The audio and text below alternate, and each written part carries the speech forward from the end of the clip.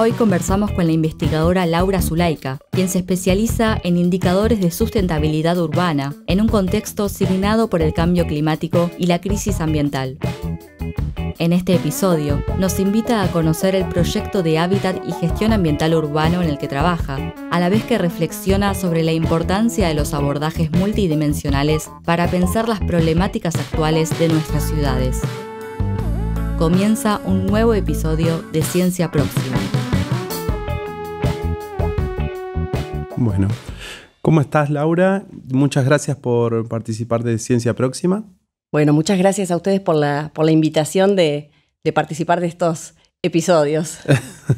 Bueno, si te parece bien, vamos a empezar charlando un poquito sobre tu área de investigación, sobre tu línea, y contanos un poquito dónde la llevan adelante. Bueno, yo trabajo en el Instituto del Hábitat y del Ambiente, que pertenece a la Facultad de Arquitectura, Urbanismo y Diseño. Y bueno, es un instituto interdisciplinario que tiene más de 25 años de trayectoria. Antes no era un instituto, era un centro. Desde 2013 adquirió la jerarquía de instituto. Y el instituto aborda problemáticas que tienen que ver con el hábitat, con la gestión ambiental de ciudades, también incluyendo, por supuesto, las áreas periurbanas y cómo podemos hacer para dar respuesta a los problemas que tienen las ciudades. Entonces, a partir de ese gran paraguas, que es la gestión ambiental urbana, tenemos varias líneas de investigación y varias líneas de trabajo. Uh-huh. En particular, en tu línea, sí. ¿Qué temas abordan? Mira, en mi línea de trabajo yo trabajo todo lo que son indicadores de sustentabilidad urbana, ¿no? Bueno, uh-huh. Ahí nos tenemos que plantear un poco qué es la sustentabilidad urbana, claro. ¿No? Entonces, a partir de qué es la sustentabilidad urbana, cómo podemos medirla, cómo podemos dimensionarla, cómo podemos estimarla. Y con ese gran paraguas que son los indicadores de sustentabilidad, trabajamos en diferentes líneas de investigación. O sea, el grupo es un grupo interdisciplinario conformado por varias especialistas y disciplinas justamente, y trabajamos problemáticas de residuos, de ordenamiento territorial, de espacio público, de producción sostenible. No solamente trabajamos en el área urbana o las problemáticas que tiene la ciudad o las ciudades, sino en esas áreas de interfase urbano-rural. Uh-huh. Y también trabajamos los indicadores de sustentabilidad aplicados a los territorios, pero también a prácticas y procesos. Por ejemplo, vivienda, cómo podría ser una vivienda sustentable o cómo podría ser una producción agrícola sostenible. O sea, tratamos de trabajar en lo territorial, pero también a nivel de prácticas, valorización de reciclables, economía circular. ¿No? Hay especialistas que abordan cada una de estas temáticas. Mi gran temática es indicadores y sobre eso vamos focalizando en diferentes problemáticas. Uh-huh. Es bastante amplio el tema, sí. Porque va desde el ordenamiento de una ciudad o del territorio, exacto. En general, hasta temas particulares que tienen que ver con vivienda y con materiales. Exacto, y que tiene que ver con la ciudad también y cuáles son las problemáticas que hoy nos preocupan a nivel urbano, ¿no? Desde los servicios, desde los residuos, desde cómo planificar la ciudad, cómo planificar, nosotros decimos esas áreas periurbanas, esas áreas de borde donde se desdibuja lo que es la ciudad y el campo, que ya no es un límite específico. Claro, y en ese crecimiento va a haber muchas actividades que de pronto se vuelven incompatibles y que nos obligan a repensar estrategias para poder intervenir. Uh-huh. En la actualidad pasa en nuestra ciudad, Mar del Plata en particular, pero hay muchas ciudades del mundo donde está ocurriendo, que es el crecimiento de la zona urbana y una invasión sobre el terreno cultivado, digamos, o cultivable. En nuestra ciudad, el cordón frutícola ha tenido alguna modificación por un impacto del crecimiento de la ciudad, ¿verdad? Sí, sí. La ciudad de Mar del Plata ha crecido, se ha expandido. Y lo que se da, no solamente en Mar del Plata, sino que también se da en otras ciudades del país y, por supuesto, de la región latinoamericana, crecen sin demasiada planificación. O sea, no tenemos tiempo de dar respuesta a las necesidades de esas demandas urbanas para que se expanda la ciudad. Entonces, la ciudad va creciendo y en ese crecimiento se van generando un montón de transformaciones y un montón de conflictos entre diferentes sectores, como vos decís.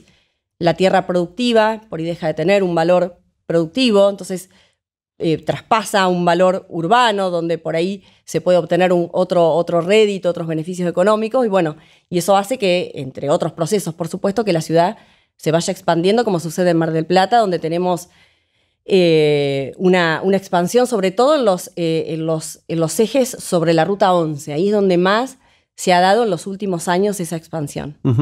¿Y ese avance de las ciudades genera alguna crisis con respecto a la producción de alimentos o nos obliga a ganar terreno cultivable en terrenos que no lo eran? En realidad, digamos, yo no diría que nos obligan a producir en otras áreas porque, digamos, hay una producción fuerte en el Partido General Pueyrredón, tanto de ese cinturón como de las áreas extensivas, pero sí hay como una incompatibilidad en esas actividades que se van generando, ¿no? Hay problemas sociales y ambientales donde ponemos ya en convivencia áreas urbanas con áreas que de pronto utilizan agroquímicos para poder producir. Claro. Y ahí es donde tenemos los máximos conflictos, los máximos problemas. Sí, de pronto podemos pensar más a largo plazo, yo no diría que ahora, un uso, una impermeabilización, si queremos, de la superficie del suelo que impide o que limita luego los usos productivos. Entonces, normalmente lo que se hace es trabajar en esto que le llamamos como la expansión vertical de la frontera agrícola, donde cada vez se requieren más insumos químicos para producir lo mismo, ¿no? Digamos, ahí estaría el problema. No es que yo no diría nos estamos quedando sin tierras, diría estamos por ahí intensificando la forma de determinadas producciones y estamos generando otro tipo de conflictos, como por ejemplo impermeabilización del suelo, donde eso modifica, por supuesto, escurrimientos y demás, y eso hace que también se intensifiquen otros problemas sobre las áreas urbanas. Es interesante esto que marcás sobre los indicadores, porque están abordando, si bien desde la Facultad de Arquitectura, temáticas que tienen que ver con distintas disciplinas, ¿no? Por eso la composición del grupo de investigación, me imagino, también. Sí, por supuesto. Las problemáticas o las temáticas ambientales y de sustentabilidad no pueden abordarse nunca desde una perspectiva, yo creo que hoy ninguna prácticamente, desde una mirada disciplinar, sino que se abordan desde el problema. Y a partir desde el problema, ¿qué disciplinas pueden intervenir para diagnosticarlo y para darle respuesta? Los indicadores son un instrumento interesante para poder diagnosticar un problema, ver dónde está ese punto crítico y poder a partir de eso pensar en las soluciones. Pero como vos decías, las soluciones no son de arriba hacia abajo, desde una disciplina, unidireccionales, sino que las problemáticas son multicausales, entonces no solamente interviene el urbanismo, la arquitectura, la gestión ambiental, la sociología, la antropología, el diseño, bueno, también se entretejen otros campos conceptuales y metodológicos para poder abordar estas problemáticas que tienen las ciudades que son complejas. Tal cual, sí, hay un cambio de paradigma claro sí. en el abordaje de estas temáticas desde la investigación.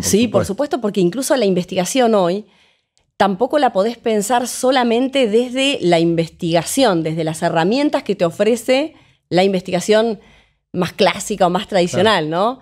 Tenemos que trabajar con otros instrumentos, como por ejemplo la extensión o la transferencia, vinculando diferentes funciones universitarias, que en eso es un poco lo que consiste en nuestra tarea, ¿no?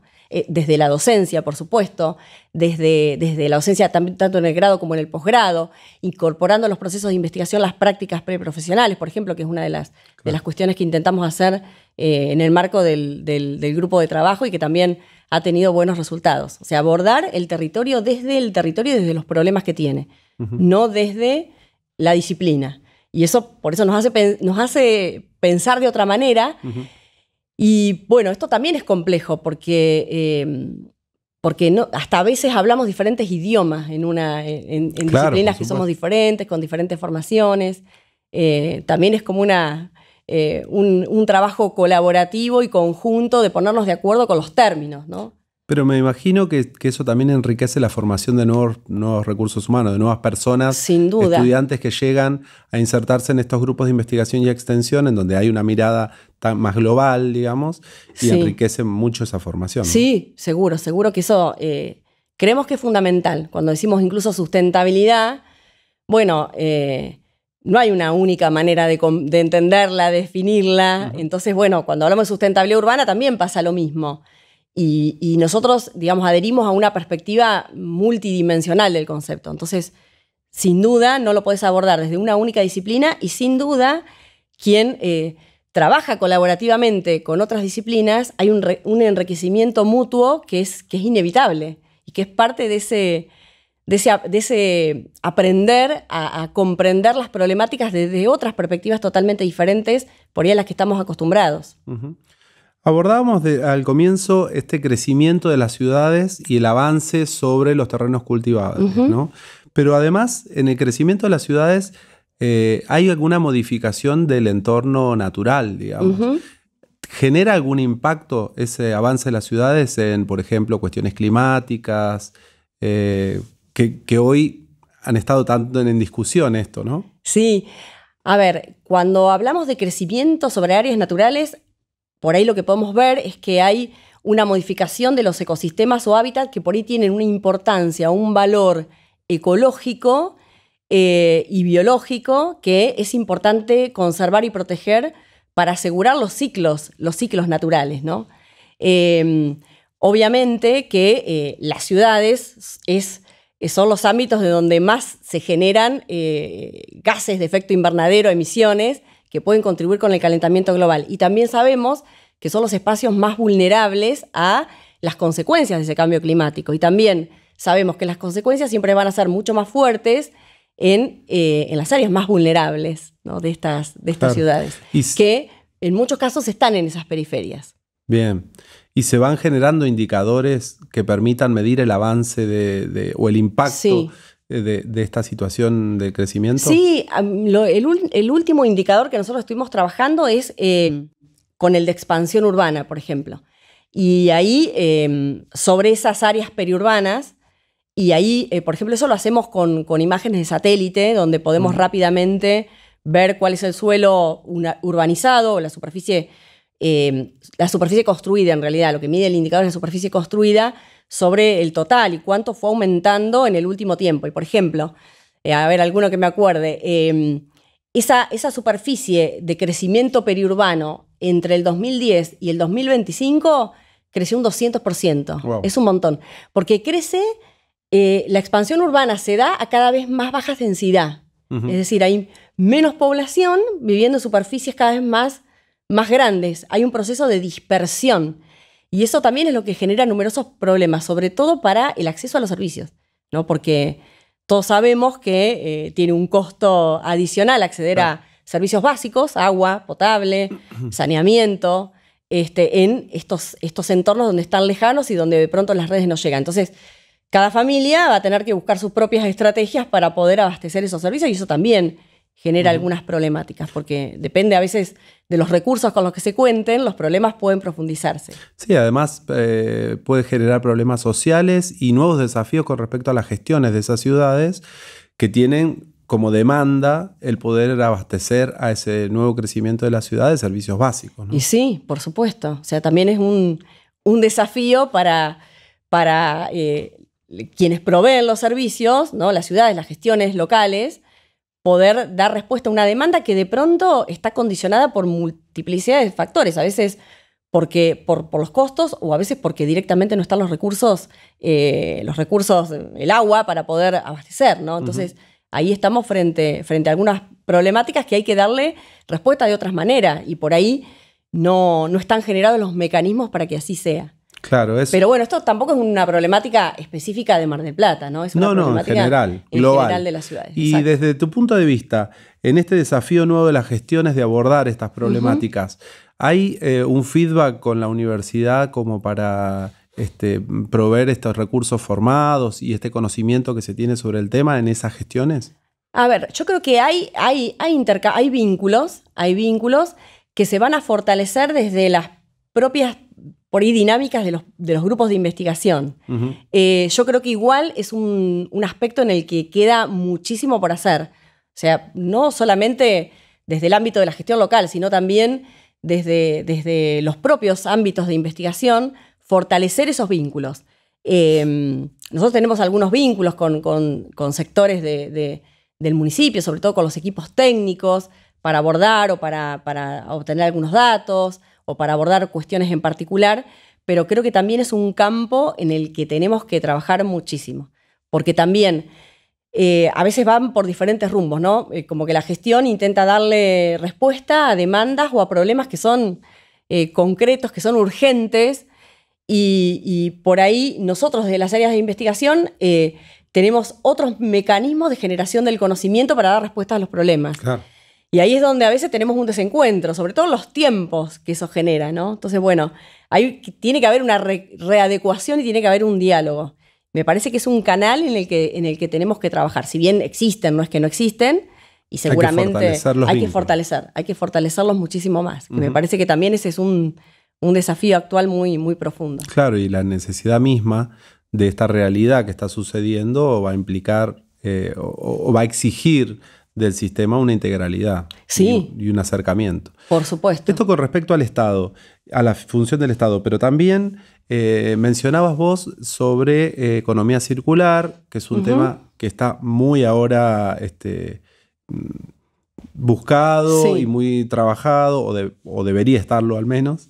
Y desde la industria o desde el sector privado también hay una exigencia sobre el compromiso en la producción, el compromiso en el trabajo de la obtención de recursos y de cómo se manejan esos recursos. Sí, sí. También es una demanda. Yo creo que también ahí tenemos que focalizar. Hay algunas experiencias, no las trabajo yo directamente, sino que en el grupo hay diseñadoras que están trabajando en el tema, sobre todo de valorización de reciclables o recuperación de plásticos de RAEs, de residuos de aparatos eléctricos y electrónicos, que también es otro desafío muy fuerte. Claro. Y pensar en recuperar esos productos y agregarle un valor es uno de los ejes de trabajo, y también vincularnos más con industrias, que eso tampoco es algo que estamos haciendo con mucha más fuerza. O sea, nuestros antecedentes tienen que ver más con vínculos con áreas de gestión. Bien. Pero hay algunas iniciativas y con algunas cooperativas con las que el grupo está trabajando para fortalecer justamente, sobre todo residuos, valorización de reciclables. Claro, el crear esta conciencia del impacto que tienen esos residuos en el mismo desarrollo de las ciudades, ¿no? Por supuesto. Y que también tenemos que ser conscientes de lo que generamos y de lo que consumimos y cómo lo consumimos y qué pasa con eso, ¿no? Porque rara vez nos preguntamos. Claro. Yo siempre digo, bueno, a ver, cuando sacás la bolsa de basura de tu casa a la vereda, ¿qué pasa con eso? ¿Alguna vez te preguntaste a dónde va? ¿A dónde va todo eso? Cuando apretás el botón del baño o abrís la canilla de la cocina, ¿qué pasa con todo eso? ¿A dónde va? ¿No? Entonces siempre, digo, es como que pensamos en el servicio, que obviamente, y que está perfecto que así sea, no digo que esté mal, pensamos en el servicio, no, la recolección, la diferenciación, la importancia de que no haya microbasurales, pero ¿qué pasa después con todo eso? Por ahí nos preguntamos mucho menos qué es lo que sucede, ¿no? Y también es algo que tenemos que ir trabajando desde diferentes ámbitos también, incluso desde los mismos grupos de investigación. Claro, claro. Por ahí, nosotros ahí trabajamos más desde lo que es extensión en algunos proyectos o en algunas actividades, desde el mismo grupo de investigación, para tratar de trabajar directamente en la comunidad o en instituciones educativas. Tenemos algunos antecedentes y algunos proyectos que... Qué bueno, y crear conciencia también en las nuevas generaciones, ¿no? Sí, sí, sí. Sí, y yo creo que las nuevas generaciones incluso son las que están como más conscientes de un montón de cuestiones. Bien. Que cuestionan más. Que cuestionan más que por ahí las nuestras. Como que las nuevas generaciones ya, capaz que por el acceso a otras fuentes de información, a los medios, hay una conciencia más fuerte y por ahí demandan más de estas cuestiones, ¿no? Y una mirada más integral, ¿no? Sí, sin duda. Una mirada mucho más integral de las problemáticas, ¿no? Y por ahí del rol social que tenemos, además del que nos dicen de lo que tenemos que hacer, ¿no? Tenemos un rol como ciudadanos, como ciudadanas, de qué podemos hacer para mejorar el lugar en el que habitamos. Que eso me parece que también está bueno y que hay que trabajarlo también, por supuesto. Claro que sí. Esto, se me presentan algunos interrogantes en esto que estamos hablando, de esta nueva mirada más integral y en la toma de conciencia en el uso y en el descarte, ¿no? de productos. y cómo impactan de alguna manera algunas teorías o discursos nuevos que tienen que ver con la negación sobre el impacto ambiental, sobre qué es lo que está pasando con este cambio climático. ¿Cómo podemos fortalecer nosotros desde la investigación esta toma de conciencia y crear conciencia en las nuevas generaciones? Sí, bueno, a mí me parece que bueno, estos discursos es como negar una realidad que tiene evidencia científica, empírica y, bueno, y práctica en todo lo que estamos haciendo, ¿no?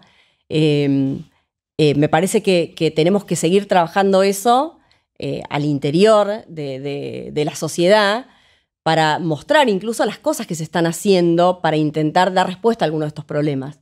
Que también me parece que es algo que tenemos que seguir trabajando para no generar dudas de que esto está ocurriendo, porque se sabe que esto está ocurriendo y que nos preocupa a todos.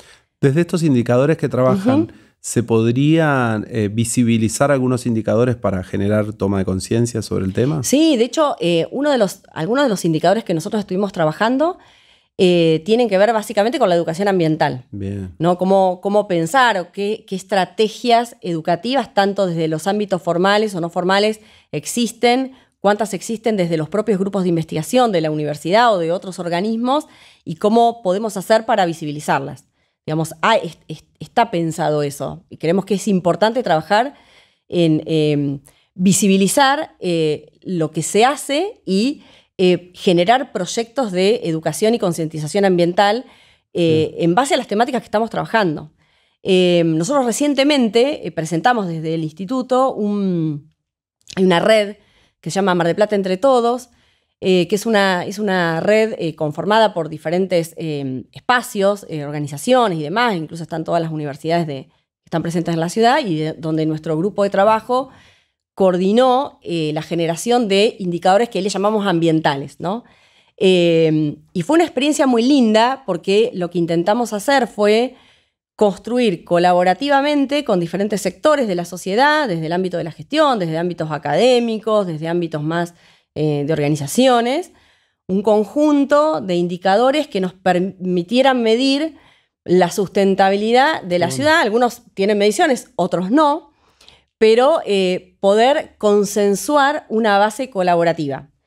Lo hicimos a través de talleres participativos y demás, y bueno, ahí surgió una base que publicamos incluso un informe con 53 indicadores que creemos que definen la política en temas ambientales que le preocupan a la ciudad y acá en más, ¿no? Qué bueno, porque en realidad esto creo que es una de las posibles soluciones y el punto de partida, digamos. Exacto. Buscar consensos sociales sobre las problemáticas reales que estamos viviendo, cómo sentar el precedente y desde dónde empezar a trabajar. Por supuesto, porque incluso este modelo de indicadores que ahí se propone ya se viene trabajando en indicadores que por ahí abarcan, son internacionales, son modelos internacionales y abarcan aspectos muchísimo más amplios y por ahí no se ajustan directamente a la realidad situada que tiene Mar del Plata y el Partido General Pueyrredón. Entonces lo que intentamos hacer es retrabajar esos modelos que ya se vienen midiendo en la ciudad y que existen y bajarlo a las preocupaciones actuales y locales, y también integrando todos estos territorios periurbanos o de interfase que yo te comentaba, que es donde por ahí se presentan los mayores conflictos y que en los modelos más clásicos, podríamos decir, de indicadores urbanos no se tienen en cuenta, y es donde están las mayores problemáticas. Entonces, bueno, ahí intentamos generar esta base.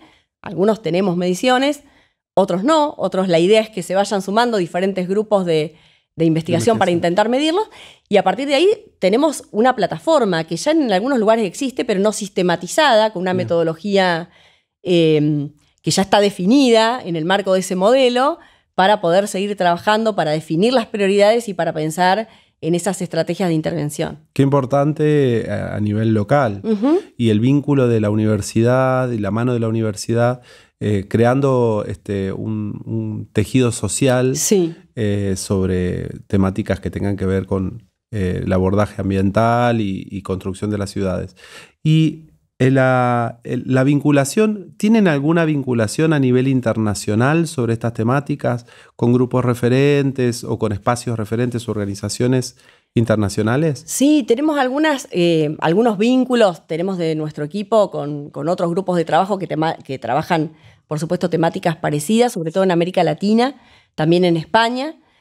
Pero más recientemente participamos incluso, que fue un desafío muy interesante que se generó desde nuestro grupo de investigación y de nuestro instituto en colaboración con el IMIC, con el Instituto de Investigaciones Marinas y Costeras, donde a partir de un financiamiento internacional proveniente de Naciones Unidas para el Medio Ambiente, de NUMA, hay un proyecto marco que se integra en este programa que se llama Proyecto de Inversiones Integradas Bajas en Carbono y Conservación de Ciudades Argentinas. Y este proyecto internacional se aplica en 5 ciudades de Argentina, que son, Mar del Plata, Ushuaia, Ciudad de Buenos Aires, Salta y Mendoza. Y ese proyecto baja con una serie de programas para generar planes a nivel urbano y para generar intervenciones. Bien. Y ahí nosotros, en colaboración con el IMIC, participamos de una consultoría.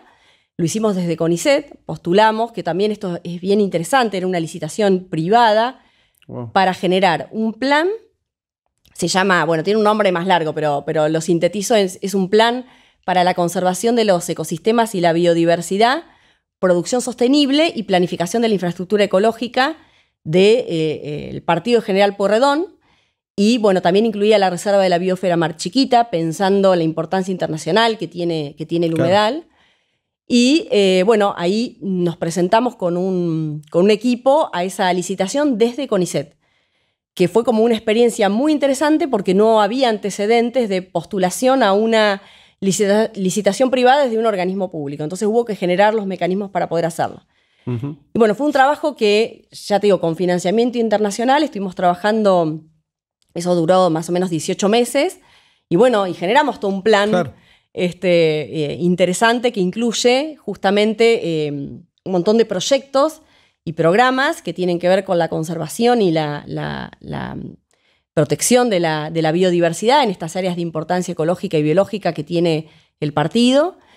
Y también incluye algunas estrategias de producción sostenible, sobre todo pensando en fortalecer las producciones con bases agroecológicas que existen en el partido, que también a veces no son tan visibles, claro. Pero en ese cinturón hay muchas, y también un plan que se llama, le llamamos a ese eje Red de Entornos Vivos, pensando en cómo integrar los espacios públicos, que le llamamos verdes y azules, también pensando en el agua, al contexto de planificación, ¿no?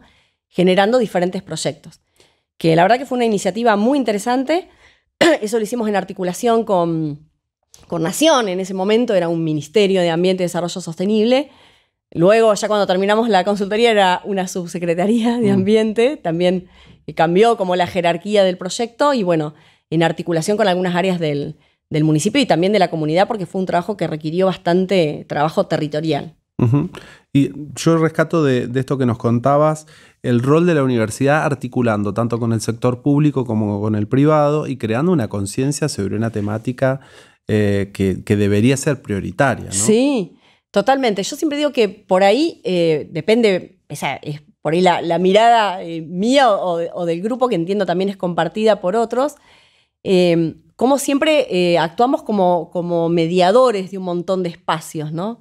Tratando de reunir actores que vienen de diferentes caminos, con diferentes trayectorias, con diferentes miradas, con diferentes visiones, y tratando de recuperar esas miradas en pos de diagnosticar un problema o de buscar una solución. Que ahí es central, claro, el rol que tiene la universidad, ¿no? Y los organismos públicos. Y en este rol central y en esta posición mediadora entre el espacio público y privado, y teniendo los indicadores ya sobre este impacto ambiental que pueden generar las ciudades y los servicios, ¿hay alguna intervención o alguna posibilidad de que la universidad participe en la generación de normativas que se establezcan ya para, digamos, como una base para el funcionamiento de las ciudades?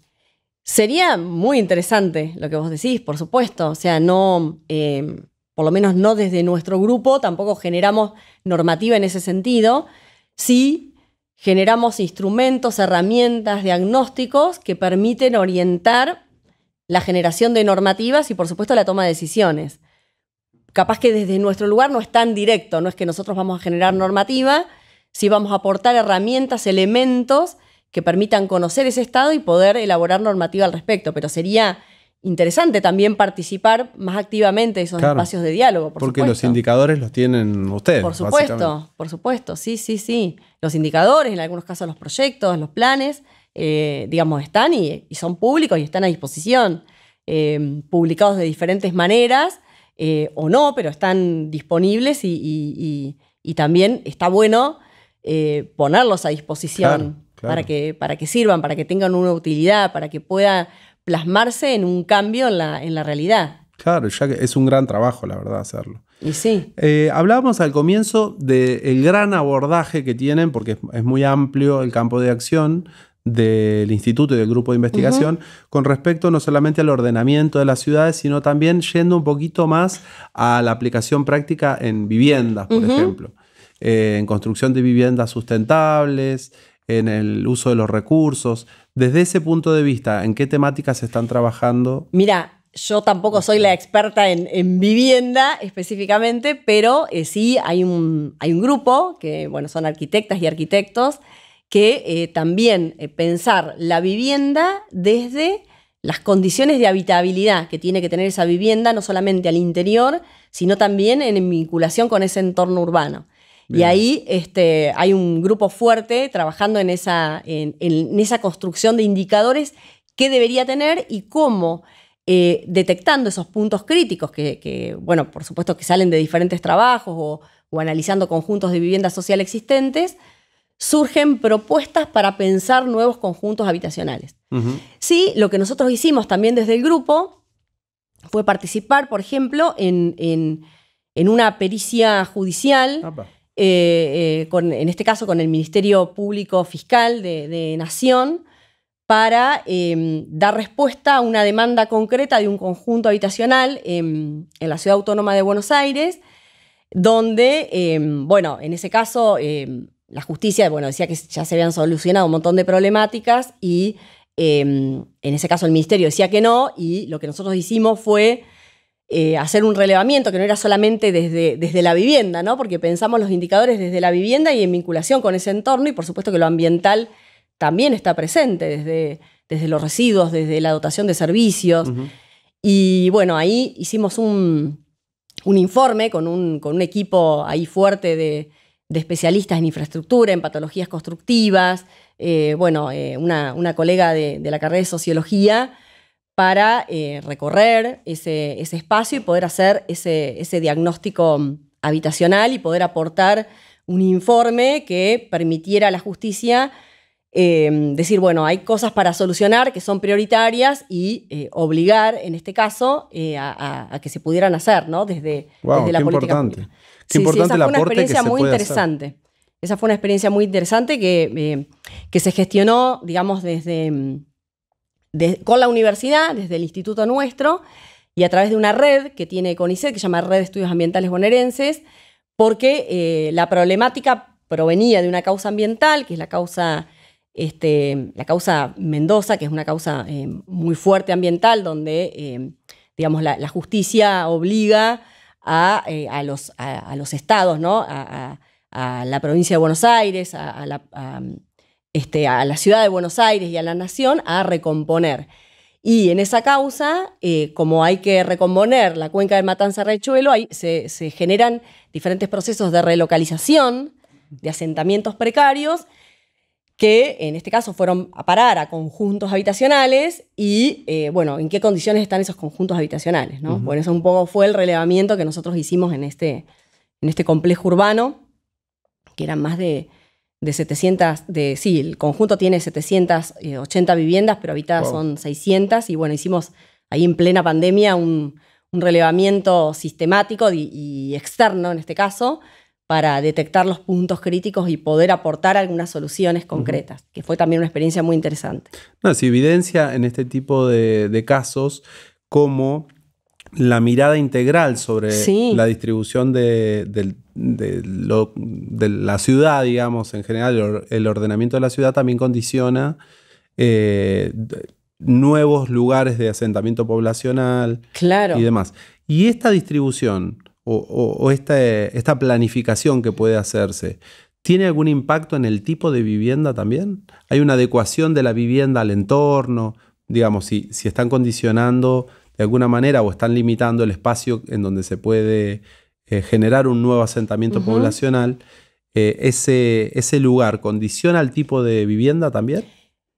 En realidad, digamos, en los asentamientos, el espacio físico es intervenido con la vivienda como se puede. Claro. En el caso de que el proyecto sea planificado, bueno, ahí se piensa en otras cuestiones, pero lo que veíamos en los casos que estuvimos analizando, muchas veces la política de vivienda, aunque no soy tampoco experta en políticas de vivienda, que es más parte del grupo que está, pero sí puedo decir los proyectos que he participado, se piensa como en una vivienda tradicional o en una vivienda tipo con determinadas características y para una familia determinada, ¿no? Se piensa, no sé, en una familia con 2 habitaciones, con determinados materiales, ¿no? Donde por ahí hoy las demandas, las características de las familias son diferentes a lo que entre comillas podríamos decir familias tradicionales.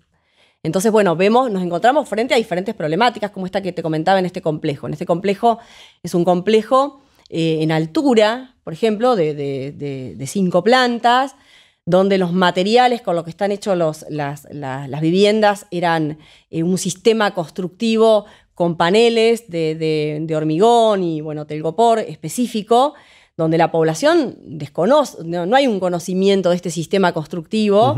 Y bueno, las viviendas, la mayoría de las personas son carreros y cartoneros, ¿no? Entonces, bueno, necesitan un espacio para guardar sus carros, para guardar sus cartones. Y bueno, un edificio de departamentos, de vivienda en altura, no tenés donde guardar tus cartones, claro, donde guardar el carro, donde poner el caballo. Entonces ahí es donde decís, bueno, falta una adecuación cultural, las viviendas, para quién las construimos y cómo las construimos.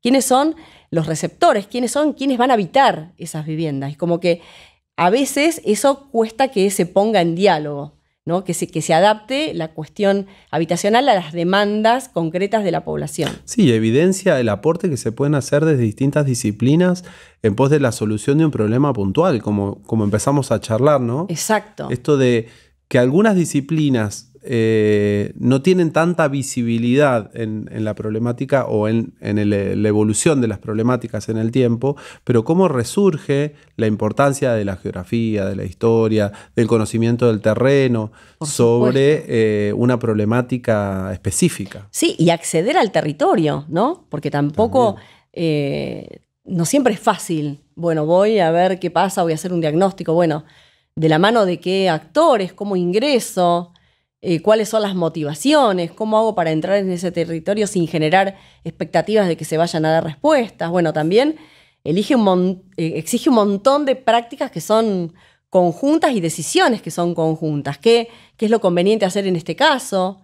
¿Cómo trabajar con los referentes? Bueno, esa también es una dinámica que se define previamente en el grupo de trabajo y, como bien vos decís, necesita un abordaje integrado e interdisciplinario.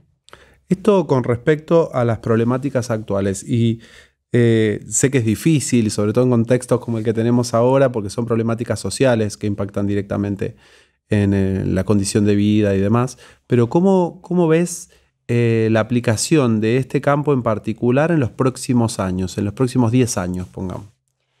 Yo creo que las problemáticas ambientales son problemáticas sociales y cada vez son más acuciantes. O sea, cada vez nos damos cuenta más de los límites que tenemos. Entonces, me parece que hoy es imposible no incorporar la dimensión ambiental en cualquier carrera que vos elijas o en cualquier disciplina en la que trabajes o te desempeñes. Me parece que la inserción de estos aspectos, pero no como algo más, sino transversales a las prácticas, es fundamental. Y creo que ahí también está el desafío nuestro, ¿no? de llegar a los diferentes ámbitos, de cómo trabajar en lo que es la concientización, en cómo trabajar en la sensibilización sobre estas temáticas. Me parece que es fundamental. Y hoy tampoco la planificación de las ciudades la podés pensar sin tener en cuenta aspectos contextuales como podría ser el cambio climático, ¿no?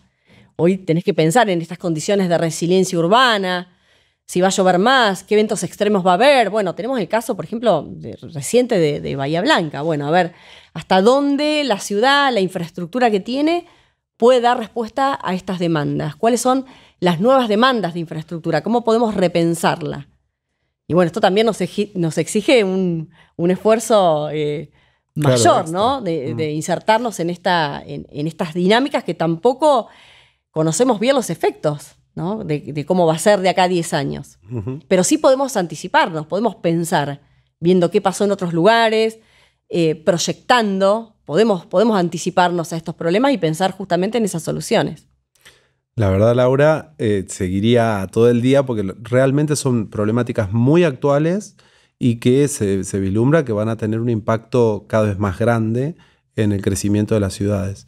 Así que yo te agradezco por participar de Ciencia Próxima y por contarnos en detalle sobre tus temas y este tema de investigación. Bueno, muchísimas gracias por la invitación y por supuesto muy agradecida de compartir este espacio con todo el equipo.